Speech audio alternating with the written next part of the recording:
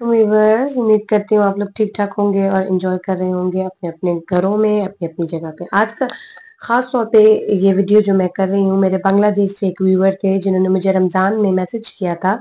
और मुझसे अपने बच्चे के मुतालिक कुछ चीज़ें डिस्कस की थी, जिसमें मुझे जो उन्होंने वीडियो भेजी थी, मुझसे उससे कुछ आइडिया हुआ था। उस वीडियो से बहुत ज़्यादा तो आइडिया नहीं हुआ, लेकिन कुछ हद तक आइडिया हुआ था कि बच्ची जो है, उनकी जो बच्ची थी वो हाइपोटोनिक थी। हाइपोटोनिक वो किस वजूहात के बिना पर थी, उसकी बहुत सारी वजूहात हैं। उनके अकॉर्डिंग उनकी बच्ची आई गेस 6 टू 8 मंथ की थी, जो कि सिटिंग विद सपोर्ट भी नहीं कर सकती थी, उसकी नेक होल्डिंग भी नहीं थी, उसके हाइपोटोनिक लिम्स थे, मतलब वो अपने टांगों के ऊपर वजन भी नहीं डाल सकती थी पकड़ कर भी, तो ग्रास्प नहीं कर सकती थी। तो ये सारी मोटर डेवलपमेंट डिले होने की निशानियां हैं। रीजन कुछ भी हो, सेरेब्रल पाल्सी किसी भी वजूहात के बिना पर हो, आपका मोटर डिले किसी भी वजूहात के बिना पे हो, आपके कॉग्निटिव डेवलपमेंट का डिले किसी भी वजूहात के, डेवलपमेंटल वीकनेसेस किसी भी वजूहात के बिना पर हो, सबका जो डाइटरी मैनेजमेंट है वो ऑलमोस्ट सेम ही है। डाइटरी मैनेजमेंट में हम लोग करते क्या है कि मैं आपको एक पिक्चर भी आपके साथ शेयर करूंगी। ये पेशेंट आइडियल कैंडिडेट 2017 में ये पेशेंट मेरे पास आया था और इस पेशेंट को हम लोग बहुत अरसा तक इंटरल फीडिंग पे रखा हमने, नेजोगैस्ट्रिक ट्यूब से हम फीड करवाते रहे। फिर उसके बाद हमें लगा कि चूंकि नेजोगैस्ट्रिक ट्यूब से उसको बार बार एस्पायरेशन निमोनिया हो रहा था, क्योंकि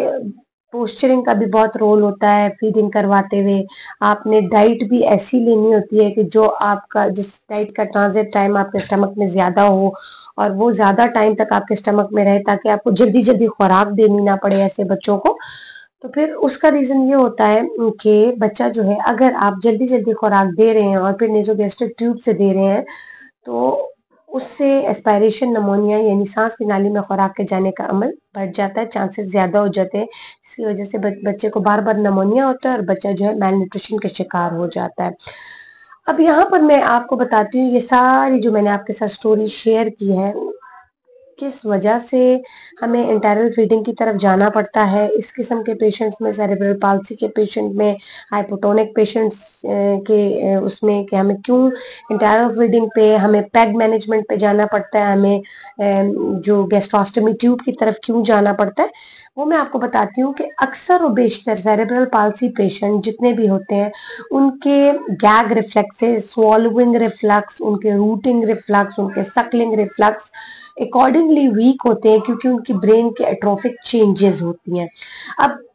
वजूहात क्या क्या होती हैं, एक वजह यह भी होती है कि पैदाइश के वक्त बच्चे का डिले क्राई यानी बर्थ एस्फिक्सिया की हिस्ट्री, या क्राई ना होना, तो ये भी एक रीजन होती है। दूसरी रीजन ये भी होती है कि बच्चा जो है वो खुदा न ख्वास्ता किसी भी वजह से, फॉल होने की वजह से या हाइपोक्सिया की वजह से उनको फिट्स होना, और वो डिले फिटिंग, और या हाइपोग्लाइसीमिया की वजह से फिटिंग बार बार होना, या कोई भी स्टोरेज डिसऑर्डर की वजह से, या कोई भी अंडरलाइन पैथोलॉजी रन कर रहे हो जिसकी वजह से फिट्स, मल्टीपल फिट्स की हिस्ट्री हो, उससे भी ब्रेन की एट्रोफिक चेंजेस हो जाती हैं, ब्रेन डैमेज के इश्यूज आ जाते हैं। और बहुत सी वजूहात होती हैं जिसकी वजह से बच्चे जो हैं वो सेरेब्रल पाल्सी की तरफ चले जाते हैं या डेवलपमेंटली डिले हो जाते हैं। ये सारी फाइंडिंग्स आपको लंबर पंक्चर करने के बाद, या आपको सीएसएफ फाइंडिंग में पता चल जाती हैं, या कोई बच्चा मेनिंजाइटिस, या मैंने आपको कहा कोई भी पैथोलॉजी। अब देखते हैं कि अगर उसके सीटी फाइंडिंग्स क्या है। ये सारी फाइंडिंग्स आपको सीटी ब्रेन करवाने के बाद ही पता चलती हैं। अच्छा, जिस भी वजह से हो गया, अब हम लोगों ने डाइट का ऑप्शन क्या लेना है। डाइट का ऑप्शन आपके पास ये होना चाहिए कि सबसे पहले तो मैं जो प्रेफर करती हूँ एपिलेप्टिक पेशेंट में, सेरेब्रल पाल्सी पेशेंट में, बेड रिडन केसेस में, ब्रेन डैमेज पेशेंट्स के अंदर कीटो डाइट को मैं प्रेफर करती हूँ। कीटो डाइट को मैं इसलिए प्रेफर करती हूँ, वैसे तो keto diet design epileptic patients के लिए हुई थी इन 1920, क्योंकि उसकी कंसंट्रेशन कुछ इस तरीके से है कि उसमें फैट कंटेंट बहुत ज्यादा है, फैट कंटेंट का काम ज़्यादा होने का मकसद ये होता है कि उसका ट्रांजिट टाइम स्टमक में या गट में फिर प्रोलॉन्ग हो जाता है, यानी वो आपके गट में जाकर बैठ जाती है और ज़्यादा टाइम के लिए आपके गट में पड़ी रहती है, और फिर आपको जब ज़रूरत आन पड़ती है तो आपको स्लो रिलीजिंग कार्ब्स या स्लो रिलीजिंग एनर्जी प्रोवाइड करती है, नॉट कार्ब्स क्योंकि फैट होता है। तो वो एक तो 1 molecule of fat gives you 9 calories, तो वो आपको फिर एनर्जी देर तक प्रोवाइड करती रहती है। दूसरा जो फायदा होता है प्रोटीन इन नेचर होती है, जो भी बॉडी के अंदर वेयरिंग एंड टेयरिंग के इश्यूज चल रहे होते हैं, जो भी आपके ऑर्गन सिस्टम रन करने में, आपके हीमोग्लोबिन को आपके बॉडी में सर्कुलेट करने में आपका प्रोटीन हेल्प आउट करता है। तो कीटो डाइट जो है वो लेस इन कार्बोहाइड्रेट या एम्प्टी इन कार्बोहाइड्रेट और हाई इन फैट और मॉडरेट इन प्रोटीन होती है।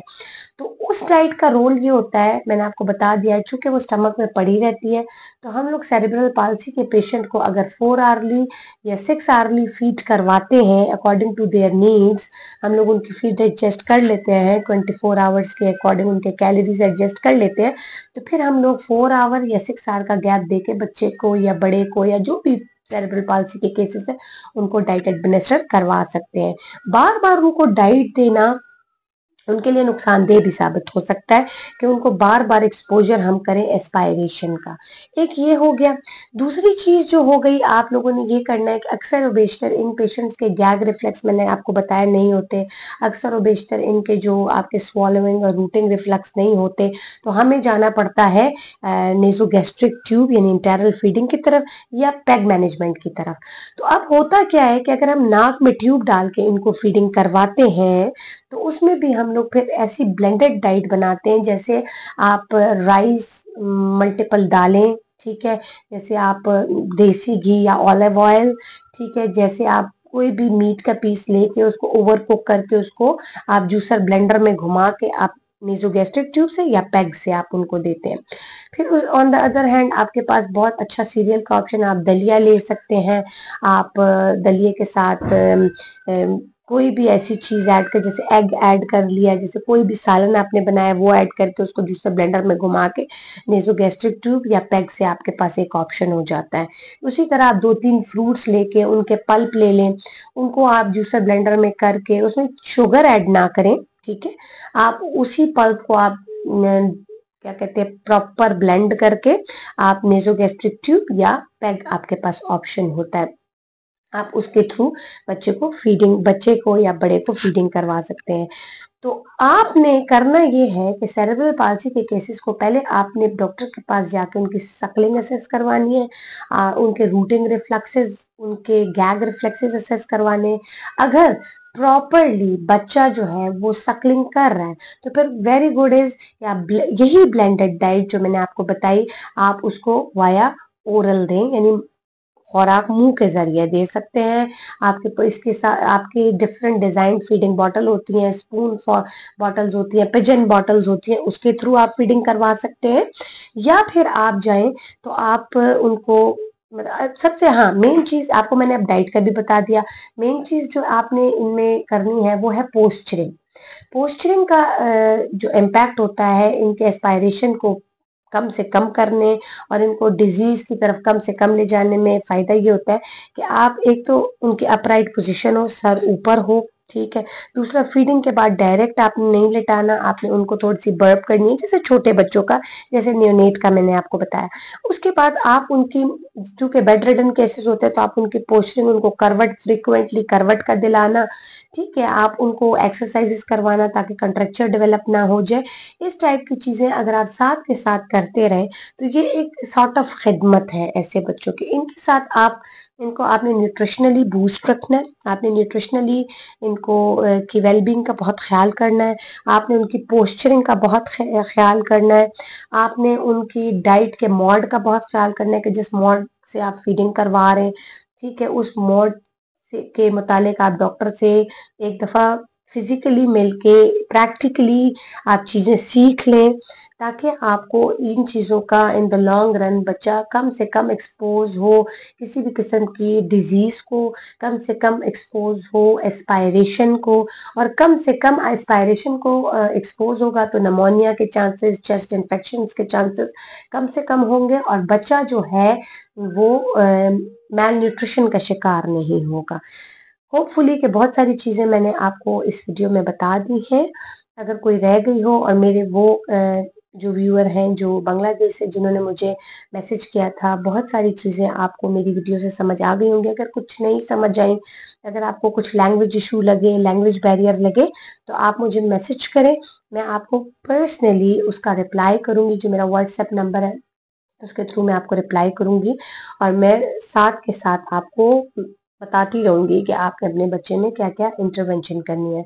इसी के साथ मुझे इजाज़त दीजिए। अपना बहुत ज़्यादा ख़्याल रखिएगा, दुआओं में याद रखिएगा। अल्लाह हाफ़िज़।